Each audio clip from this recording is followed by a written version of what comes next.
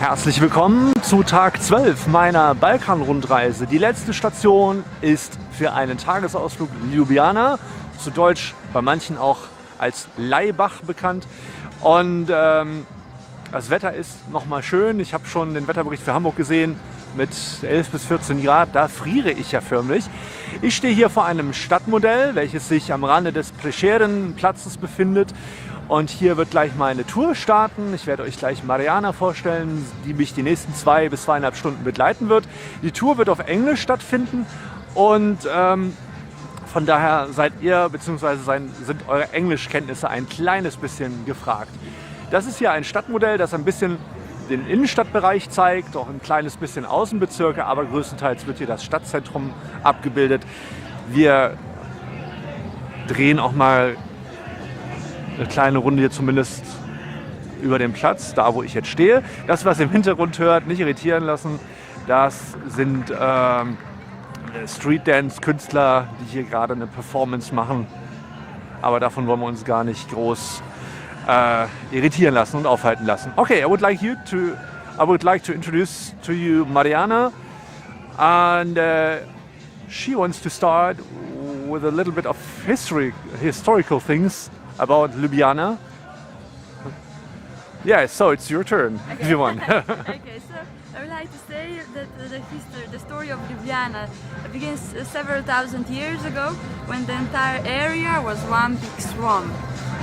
This is what happens when you have the Alps and the Ice Age, the ice melts, the water fills the valley. The people who lived here were called the pile dwellers because they lived in small houses built on wooden piles above the water, something like today's Venice. They moved around with wooden canoes and they lived on fishing and agriculture. Nothing major happened for many centuries until 50 BC when the Romans came and founded the first settlement in this area called Emona. Emona was a small military post, but because of its key location, it grew into a vibrant trading town of around 6,000 people. During our entire history, this area was a crossroads, so many cultures influenced our culture. At the end of the tour, I'm sure you will understand the entire mix of everything. Now with the Roman city, everything was great until the 5th century when Attila, the Hun, decides to burn down Rome and everything that was on his way to Rome. So Emona happens to be on his way, and this was the end of Emona. But in the 6th century, the Slavic tribes arrived. The Slavs were the first forefathers of Slovenians. They formed their own country here. They were even independent for a while, until the 9th century when they were conquered by their neighboring nations. So since the 9th century, all the way to 1991, Slovenians didn't have their own independent country. We were under foreign rule for more than 1,000 years, and we survived, so we're pretty proud of it. Now, moving on to Middle Ages, the medieval Ljubljana, what we call today the Old Town, was mainly located on the other side of the river, which we'll visit later. It was a typical medieval town with a central hilltop castle, but there was no royalty living up there in the castle because we were divided between several different rulers, such as the Venetians, the Hungarians, and most influential of all, the Habsburg family, the Austrian royal family who ruled us since the early 14th century all the way to World War I. So a long period, 650 years. So if you walk around Ljubljana and it feels a bit like a little Vienna, now you know why. Also the architectural styles were mostly influenced from Vienna. In Ljubljana you can find two main architectural styles. First is Baroque and the other one is Vienna Secession. I'm sure you all know what Vienna Secession is. Otherwise it's a type of Art Nouveau which developed in some parts of Europe in the 19th and the 20th century. Here Secession was mostly influenced from Vienna, therefore we call it Vienna Secession. In fact, most of the buildings you can see right now, are we filming or just recording? Most of the buildings that are around the square were built in Vienna Secession style. Why? Because of the terrible earthquake in 1895. Most of the buildings were destroyed, and after that the city decided to make the major reconstruction. And of course they chose, for their construction, they chose the style that was the most popular at the time, and that was Vienna Secession. So this is pretty much it for the long-term history of the place. As for the more modern history of the 20th century, after World War I, when the Austro-Hungarian Empire was gone, we became a part of Yugoslavia, which at first had different names, was even a kingdom for a while. It became a communist country after World War II when Tito came as president. So we had almost 50 years of communism until 1991 when we got independent. And here we are. In 2004 we entered the European community, in 2007 we got the Euro, so this is it, about the history.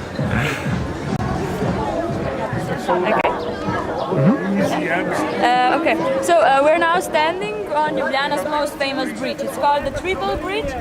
It was built in 1932, but because it connects the main square from today and the main square from a few centuries ago, it was of course not the first bridge that stood on this spot.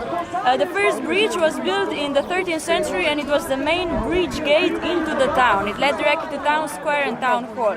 But it was made of wood, so it would burn down from time to time. So in the 19th century, the city finally decided to build a new bridge, a stone bridge, which was of course fireproof, and it even withstood the earthquake I mentioned earlier. So the bridge we're standing on and 30% of the church were the only things that survived the earthquake in the area. So it was a great bridge. It was called the Franciscan Bridge because it led directly to the Franciscan Church as well.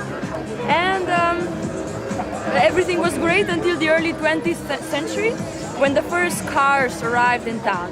And this bridge was no longer wide enough to carry all the traffic, cars, pedestrians, horses, trams. So the city decided to build a new, wider bridge. And for that job, they commissioned a certain architect, whose name we will mention again and again and again during this tour. His name was Jože Plečnik. Have you heard about him? Yeah, the name I heard. The name, yeah. If you wouldn't, you would definitely know his name at the end of this tour, because I will repeat it 100 times. We like to say welcome to Plečnik's Ljubljana. We consider him the greatest Slovenian architect, and he was probably the one single architect who had more influence on any single city than any other architect in the world, similar to Gaudí of Barcelona, Otto Wagner of Vienna. However, neither of them reached the impact Plečnik had because the percentage of his work is higher, but of course Ljubljana is a small city, so this is why the percentage is like this. Back to our story, Plečnik was not very happy with the new wider bridge solution. As he claimed, the city must respect the work of our forefathers and preserve the old beautiful bridge. So instead of destroying this bridge we're standing on and building a wider bridge, he decided to leave this bridge we're standing on and to build two new pedestrian bridges on each side of the original one. And this is how the Ljubljana's Triple Bridge came into being. It was built in Venetian style, with the typical fence and the arch below. It's a bit similar to Rialto maybe in Venice. This bridge actually carried traffic until 2007, when the entire city center was turned into pedestrian-only zone. At first, to be honest, we didn't like it at all because it was more difficult to get from one part to another. There are no buses or subways in the city center. But soon we realized that it's great, it's clean, it's quiet, it's better for the restaurants that are now in the streets. And for those who get tired of walking, we actually have free taxis. They're called gentlemen's or cavalieri in Slovene. They have the number written on the back. They look like green golf cart vehicles. You can call the number that's written there, and they can drive around the city center completely for free. Wow. Yes. I should try this. Yes. And we should not forget that we from here have a nice view on the castle to our left, right? Yes.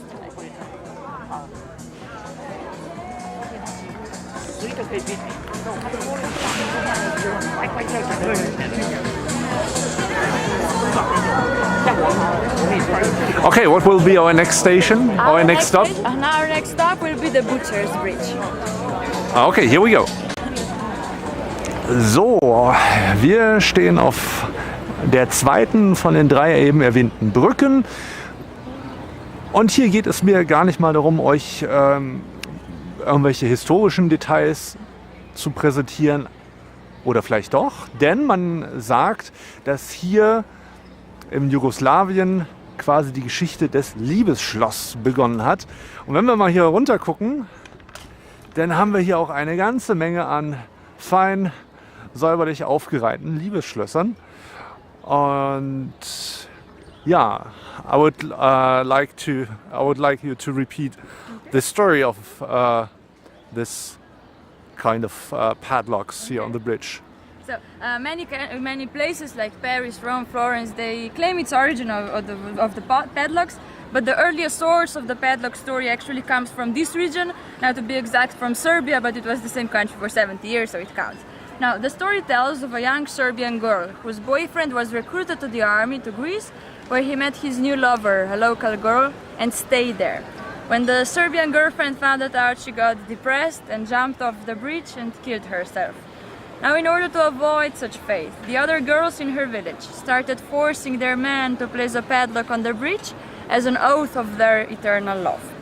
So now the idea is that a couple comes here, plays a padlock and throw the key into the river. So under the bridge there are many keys, so if anyone wouldn't want to buy a padlock, well, just you could jump into the river and try them out. So, wir sind jetzt am Hauptportal der Hauptkathedrale angelangt. Viele, das wurde ja vorhin schon erwähnt, denken ja, dass die Kirche auf dem Prešerenplatz die Hauptkirche hier in Ljubljana ist. Das stimmt aber nicht. Hinter dem Hauptmarkt befindet sich diese Kathedrale und das Eingangsportal ist sehr interessant. Man nennt es it's called the Slovenian Door, ja? Die slowenische Tür oder das slowenische Portal. Und was es damit auf sich hat, werden wir gleich jetzt hören. Okay. So in the bottom, if we go a bit down, you can see first the Slovenian earth, which represents the Slovenian history, the pre-Christian times of Slovenia. We talk about Romans and pagans. You can see, I will show the public here. Then in the middle, here from the earth, here, you can see the Lipa tree, our national tree, our national symbol, because every village in Slovenia has a Lipa tree in the middle, and we use it like a town hall sometimes, to gather around it. Now, the Lipa tree continues into crowds of people coming from somewhere.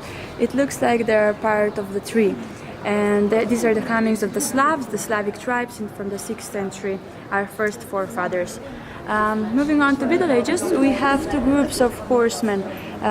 So one on the left side and one on the right side. On the left side here, you can see the Crusaders, different orders of warrior monks with life mission to go to the Holy Land to conquer Jerusalem. One of the most popular routes to go there, unless you wanted to cross the Alps twice, it was to go through Slovenia, the great crossroads land between the Alps and the sea. On the right side, you can see the Turkish Ottomans who invaded the country in the 15th and the 16th century, when they conquered the Balkan, and they wanted to conquer this area too, but they were luckily unsuccessful. So this is a small hint why Slovenians were so different from the other Yugoslavian countries further south, because we're the only nation in Yugoslavia that was never under Turkish rule. So the culture was a bit different from the very beginning. So the Turkish soldier has a child in his arms. This represents the Turkish war tactic, when they used to attack villages, kidnap children, take them back to Turkey to train them to become vicious warriors, and when they were ready, send them back to their own countries to fight against their own people. So many Slovenian poems exist talking about mothers crying while recognizing their own sons fighting against their own people. A bit higher, in the corner of the first part of the door, you can see two hands with three books. This is the most important part of the door, because these are the first three printed books in Slovene language. Abecedarium, so grammar, catechism to teach us how to pray, and the first translation of the Bible, which was made in the 16th century, about 50 years before the English translation of the Bible. And the Slovene language was spoken by less than 1 million people, so it was really an early translation. Now, to understand the importance of these books, we need to understand the time. The Slovenians were divided between several different rulers, such as the Venetians, the Hungarians, and so on. So we didn't have many common symbols. We didn't have a Slovene king or a Slovene flag. So we needed something to connect us as a people. And that thing was our language. So the Slovene language became our main symbol of identification, anything related to the language was very important. And you know, because language usually develops through books and writing, authors are important. And now you can understand why we chose to put a statue of our national poet, France Prešeren, in our main square, and not some general on his horse. Now, in a bit higher, you can see three men. They are the most important Slovenian bishops. And between them, you can see crowds of people. These are the turbulent 20th century in Slovenia, with shame on one side and hope on the other. Shame, well, we had 2 world wars, 50 years of communism, mass killing, secret police, civil war. It was an uneasy time for the people. They're having their hands tied behind their backs and they're walking towards their own grave. So it's a sad part of our history. But on the other side, in 1991, we finally gained our independence, so it's hope. There is a hand with a carnation, our national flower. They're giving it to a pope, which is a bit higher, on top actually of the door. There's the pope, John Paul II, because this is as a thank you, you know, because Vatican was the first country that said, yes, Slovenia can be an independent country. Now, this door was made by Tone Demšar, and his face we can see right in the bottom. If you go a bit lower, like this, yeah, here. There's a golden nose, and so instead of signing the door, he decided to put his face on it right where the signature should be, so in the bottom of the door. And you know, the face is his nose is golden because, you know, it's a good luck charm and everybody's touching it, yeah, so it changed the color.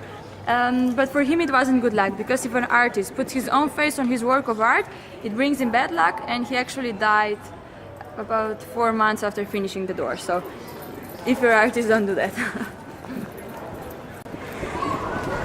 Wir befinden uns jetzt auf dem, im Englischen nennt man es Town Square. Es war früher mal der Hauptplatz ist aber jetzt der Prešerenplatz. Und hier hat man ein ganz tolles Fotomotiv.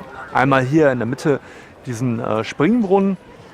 Zu unserer linken Seite die Kathedrale. Ich warte kurz. Dann hier ein paar alte Gebäude ringsrum. Und zum Abschluss dann das Rathaus.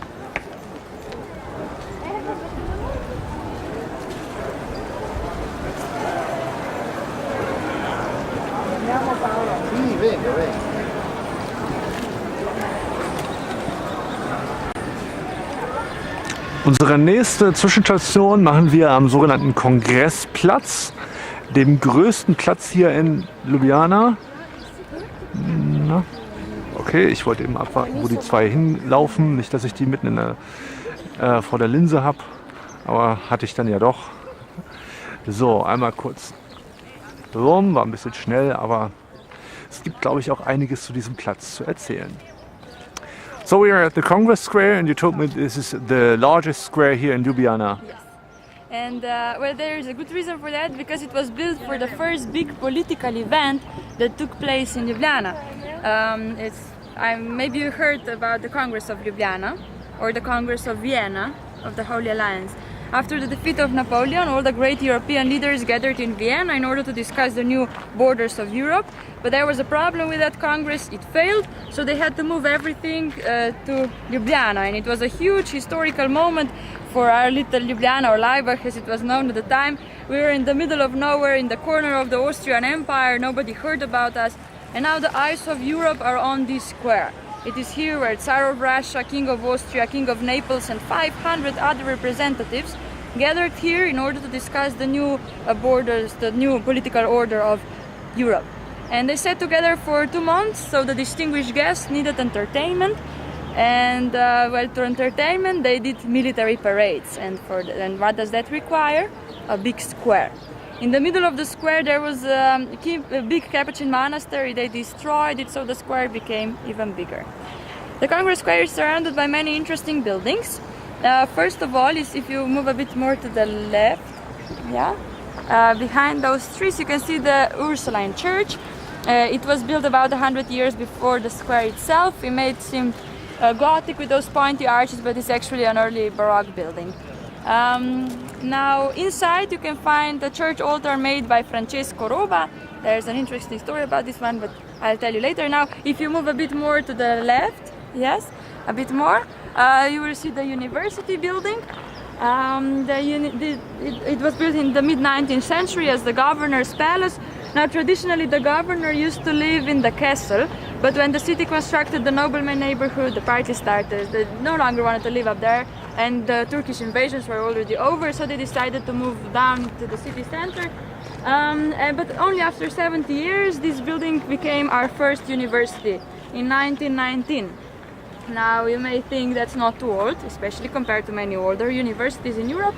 True, the reason for that is because we were a part of the Austrian Empire and they didn't want us to have our own university, a place where Slovenian intellectuals could come up with some dangerous ideas such as autonomy from Austria. So it was only after World War I, when the Austro-Hungarian Empire was gone, when we were able to establish our first university. It's not just our first university, it's also the biggest university in the country. It has more than 70,000 students. So for a small Ljubljana of almost 300,000 people, 70,000 it's a lot. Of course they don't all fit in here into this building, so this is not a campus, it's just the administrative building. The reason the university is so big is because studies are free in Slovenia, but I think in Germany you have the same thing, don't you? It depends on the university. In some places you have to pay, I think. Yeah, but for example, at Hamburg at the moment you have to pay a small fee for administration, and you will get a free ticket for public transportation also.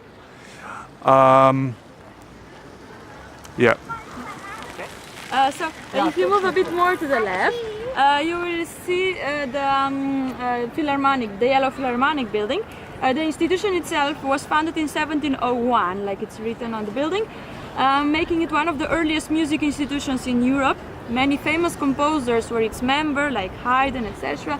Why? Because we were part of the Austrian Empire, and this was actually the stepping stone for bigger stages of Graz and Vienna. That's it. And what can we find here at this square? Is it like a park, or is it? Yes. It sounds it sounds very wide and silent and quiet. So Yes. I got the impression that this is might be a park or something like this. Yes, perfect. Yeah, you're totally right. Because yes, actually the square is divided in two parts. The one that's on your right now, where all these buildings are, which I mentioned. So this is the one part, and where we're standing right now, it's called Zvezda Park. In English, it would be the star, the park of a star, because it has the form of a star. So yes, actually, and this part where we are standing now is they use it as a park. They have a lot of grass here. The people usually, when the high school or primary school is over, they come in here and they, chat with their friends, and they're sitting on the grass and so on.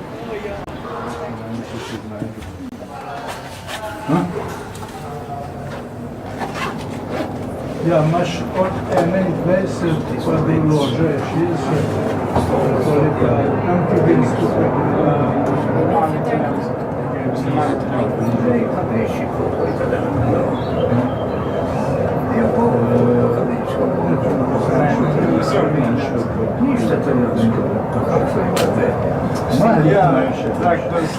Mit einer Seilbahn bzw.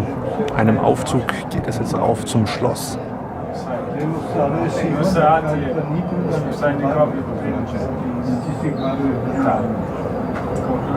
Nein, direkt.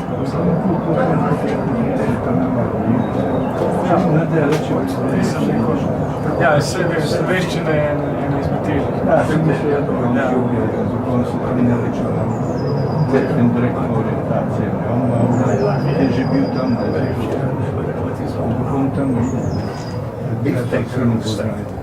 Ja, ja, sve angliščine je zelo poenostavljeno.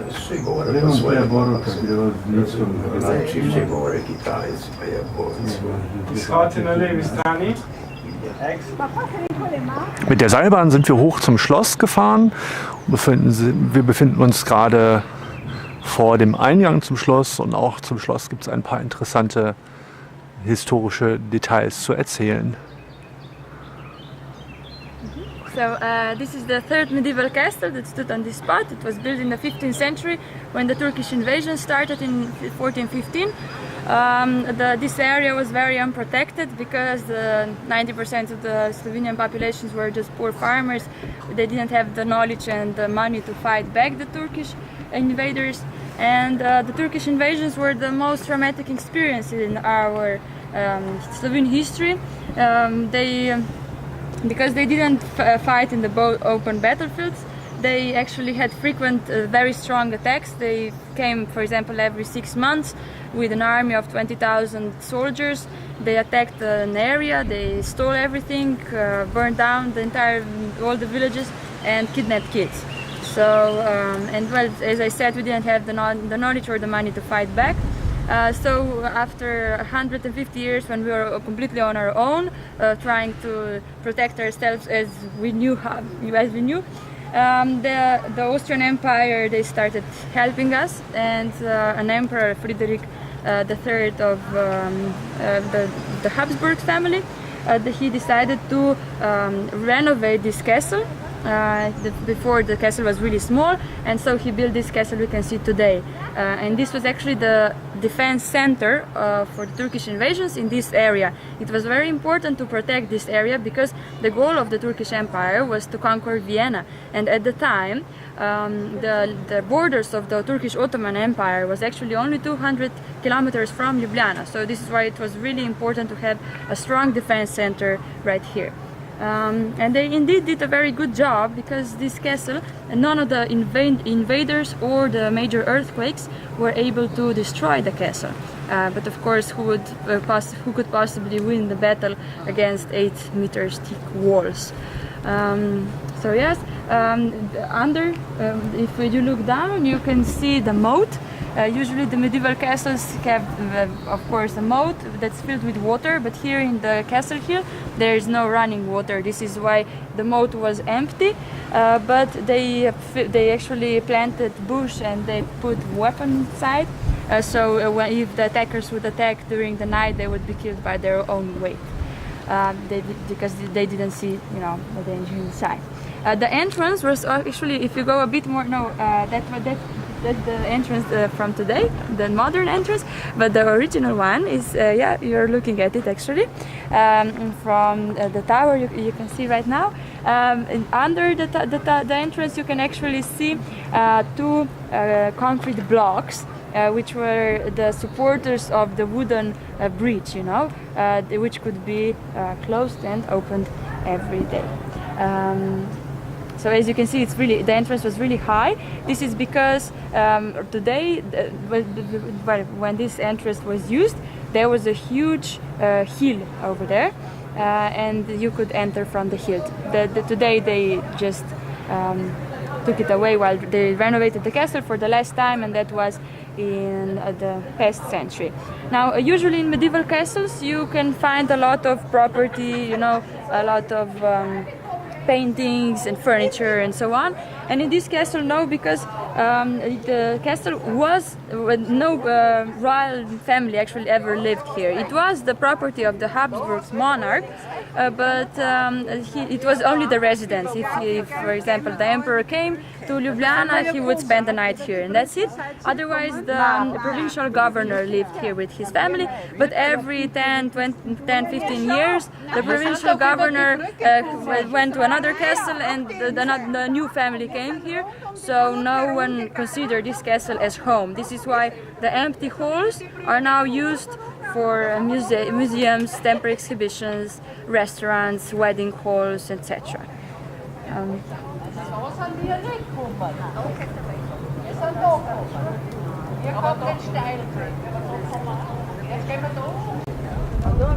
Zum Ende der Tour geht es hoch hinaus.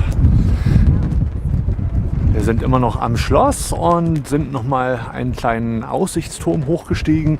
Von hier aus genießt man eine gute, wenn auch, wie ihr hören könnt, windige Aussicht auf die Stadt und bei schönem Wetter sogar auch auf einen Großteil des gesamten Landes.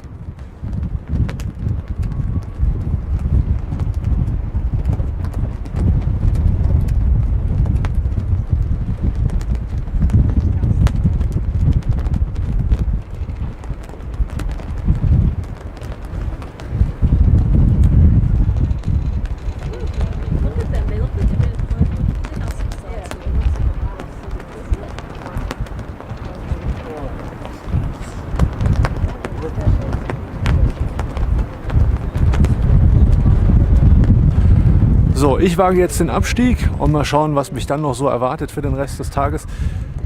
A big thanks to Mariana for this very awesome tour and for all the descriptions and so on. Yeah, is there anything you would recommend to do also in Ljubljana? So I would definitely go and try some typical food here. Now I would definitely start with the ice cream, which is not the most typical, but we have a very good ice cream. Vigo is the place. Then I would try the best dessert here, which is called Prekmurska gibanica, or in English Overmura moving cake. It has apples, cottage cheese, nuts, and poppy seeds. Then maybe I would take a boat ride during in the city center into the green area of Ljubljana, or I would go with the taxi, the free taxi. Yeah, these are very special cars, aren't they? Yes, they are. They are actually they are free taxis. You know, they look like green golf cart vehicles, and you can call the number that's written on the back, and they can drive around the pedestrian-only zone completely for free. And yeah, that we really love to use them. And these are electronic cars. Yeah, they are electronic cars, exactly. Okay, Yeah. and you described it already to me. Yeah. For me, it sounds like those typical Indian style taxis. In the front, you have the driver, and at the back there is a bench for 2, 3, 4 people. Yes, yes. A bit more modern maybe, but yes, it's like small cars, let's say. Yes.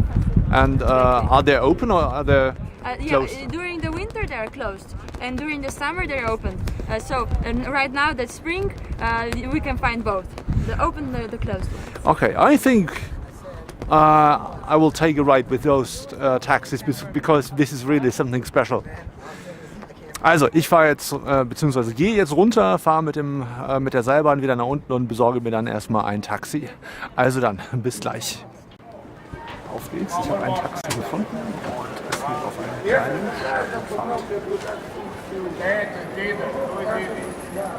Fahrt.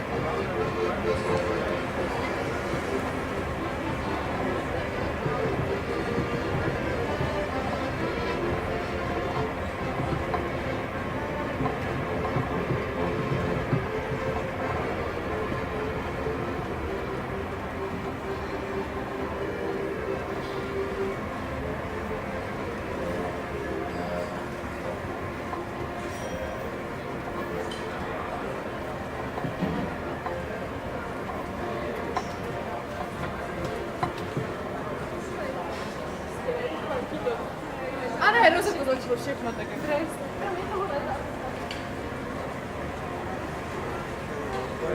Iniziamo a scadere un po' nella...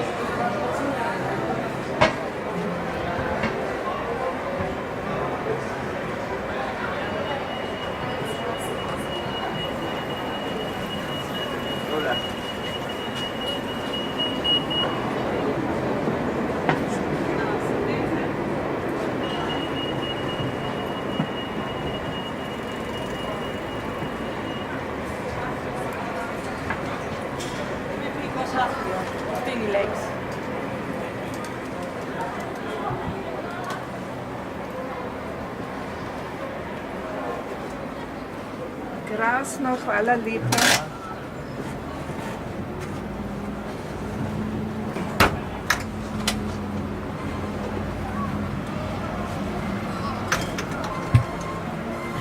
Midve smo za magistrat.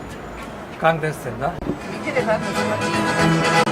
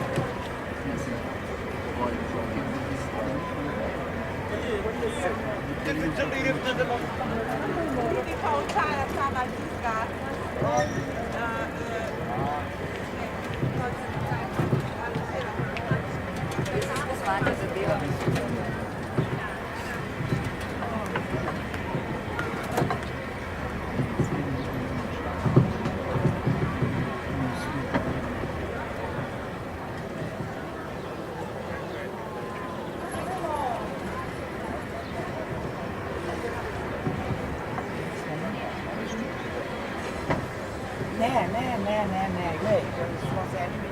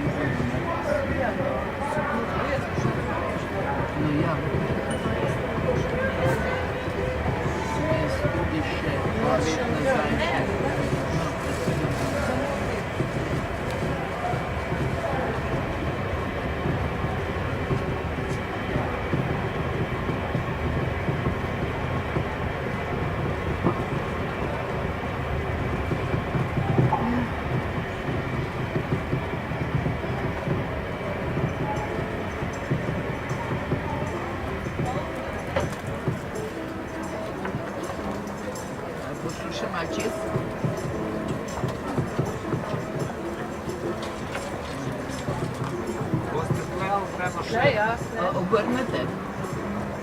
Do stopnic. No ja.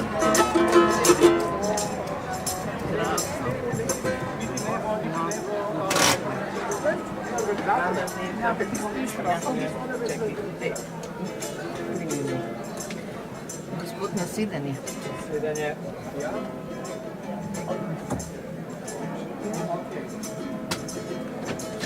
Hvala lepa. Svidenje, Dio.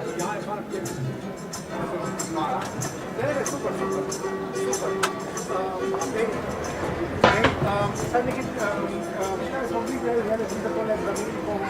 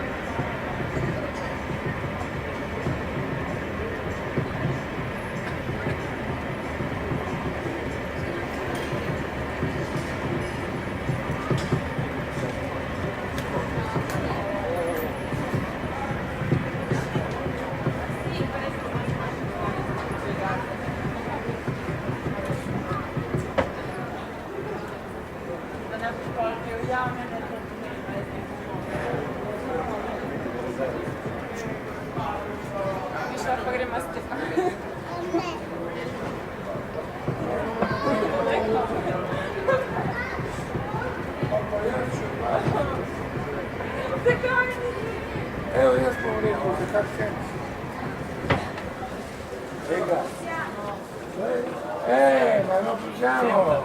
Center? Andiamo. Okay, perfect. Thank you. Vieni, chiedi. Fuggili. So, und damit bin ich gefahren.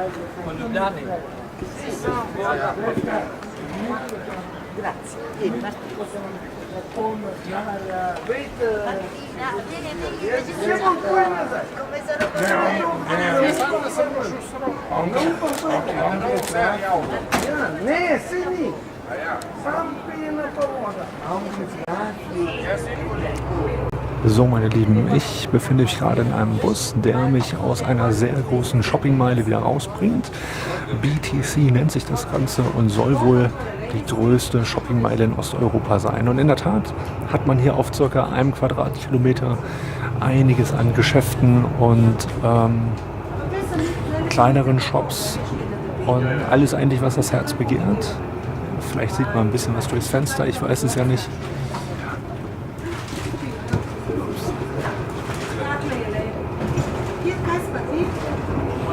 Auf jeden Fall kann man hier viel rumlaufen, aber sich auch verlaufen, weil alles sehr weitläufig ist.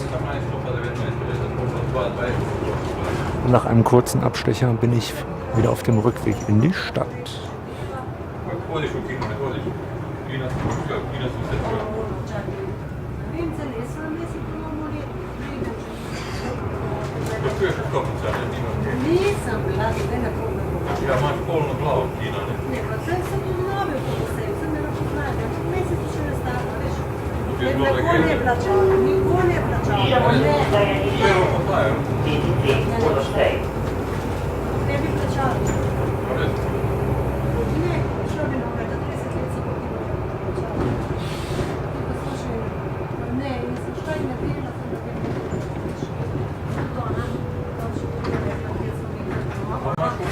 Okay, meine Lieben, das war's gewesen.